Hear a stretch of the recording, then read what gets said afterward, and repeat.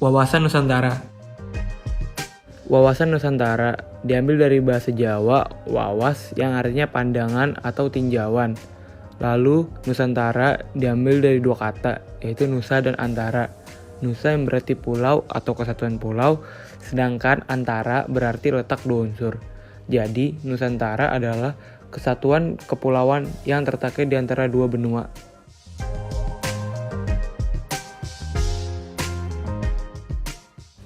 Wawasan Nusantara memiliki banyak pengertian menurut beberapa ahli.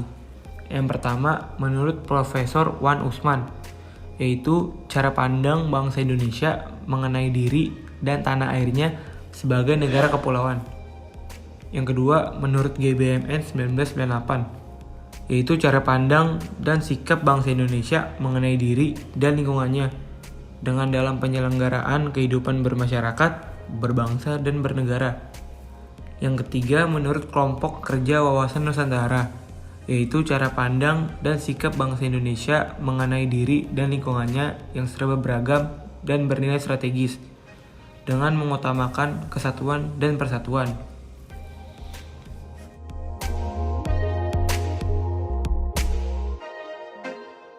Hakikat adalah keutuhan Nusantara dalam pengertian cara pandang yang selalu utuh menyeluruh dalam lingkup Nusantara demi kepentingan nasional.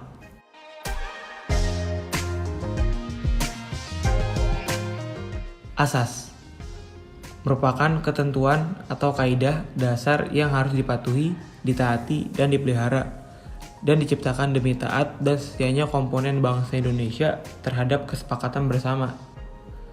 Asas wawasan Nusantara yaitu kepentingan yang sama, keadilan, kejujuran, solidaritas, kerjasama, serta kesetiaan.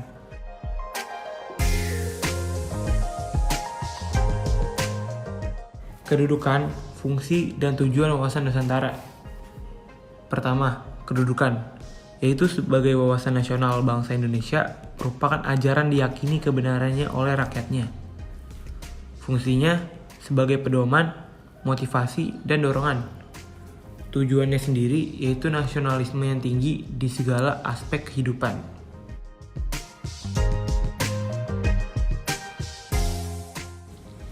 Di dalam wawasan Nusantara terdapat dua aspek.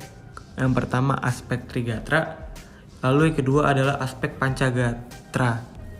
Aspek Trigatra memiliki 3 contoh. Yang pertama letak dan bentuk geografis, yang kedua kemampuan penduduk, dan yang terakhir adalah kekayaan alam. Sedangkan aspek Pancagatra yang pertama adalah ideologi, yang kedua politik, yang ketiga ekonomi, dan yang keempat adalah sosial budaya.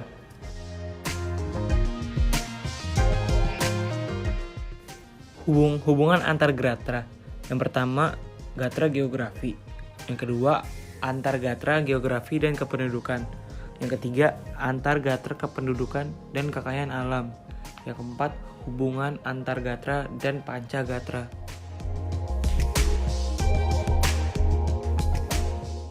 Peranan warga dalam implementasi wawasan Nusantara. Yang pertama, mendukung persatuan bangsa. Yang kedua, berkemanusiaan yang adil dan beradab. Yang ketiga, memelihara dan memperbaiki demokrasi. Yang keempat, menciptakan kerukunan umat beragama.